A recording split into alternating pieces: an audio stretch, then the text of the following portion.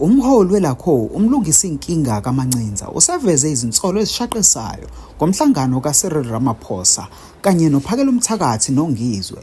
Umlungisi useveze ukuthi kunezinsolo zokuthi bathenjiswa imali engango-3 million ngalolu suku langomhla ka-29 ngaphambi kokuthi kuqale iMarch yangomhla ka-30.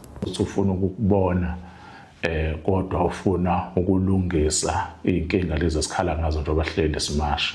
Kodwa uma kuveza ethi kunemali afuna ukuyikhipha, ufuna ukuxhasa, ilapho ke inkinga ngoba should sekuyi-bribe leyo, sekukudayisa ngomzabalazo uma uvuma ukuthatha leyo mali.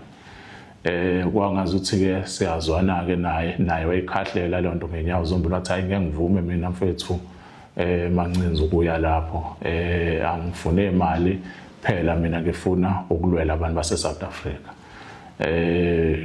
Kwadlula-ke lapho-ke and kwaba yinto futhi angikaze kufika umcabango uthi kungenzeka awuvume lowo mhlangano. Nakho-ke ngomhla ka-29 ebusuku June sekuvela-ke iy'ndaba ezithi benomhlangano uNgizwe Mchunu nawo uPhakela Umthakathi.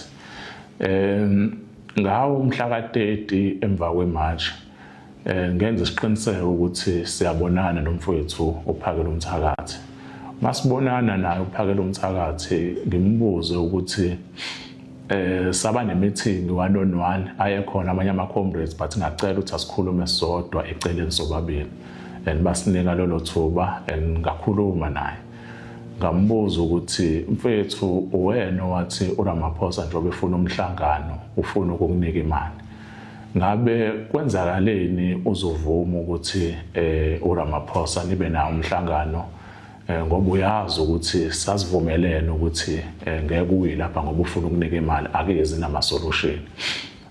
Umfowethu-ke lozo insolo zonke wayiphika ukuthi ayikho imali eyithathile kuRamaphosa futhi yena akaswele futhi yena ufuyile uney'nkomo more than 500 ney'mbuzi more than 1000. Ngase ngicela ukuthi ngoba lento kubuke kungazuthi ziningi iy'nkulumo la ngaphandle naku-social media, kubalulekile ukuthi sibe nomhlangano. Ngakusasa umfowethu Ndabandama wayezoba ne-media briefing. Uma ezoba ne-media briefing bekuseni kwakumele sibe nomhlangano kuyimina uyena kanye nobuholi bonke be-March and March. Wathi hhayi akanankinga ngabuthinta ubuholi be-March and March, kwavunyelwana ukuthi kuzobonwana. Nakho-ke before i-media briefing sengifona ekuseni ngoba i-media briefing yakhe izoba ngo-3, thina kuzomele sibe nomhlangano ngo-12. Ngase ngimcela ukuthi-ke ngizama ukumfonela, angisamthole efonini kwaze kwayi-media briefing, yaqala i-media briefing.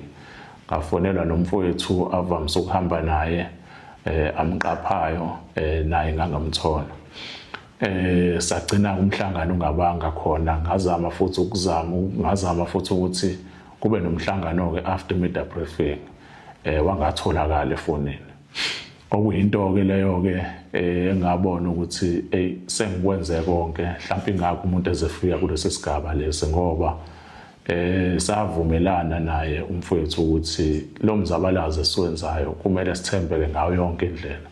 Futhi umfowethu uPhakela Umthakathi mina bengimbiza ngobhuti omdala namanje futhi kusewubhuti omdala ngoba ngisho ngikuthiwa ungenzani kodwa akushintshi ukuthi mdala kunami and futhi kumele ngimhloniphe. Kodwa izinto ayenza yokuthi makuba nenkinga kufanele sihlale phansi silungise leyo nto, gcine ngasababamba ama-phone call ami, zonke lezo zinto gcine futhi engasaxhumani nobuholi be-March and March, akubanga kuhle lokho.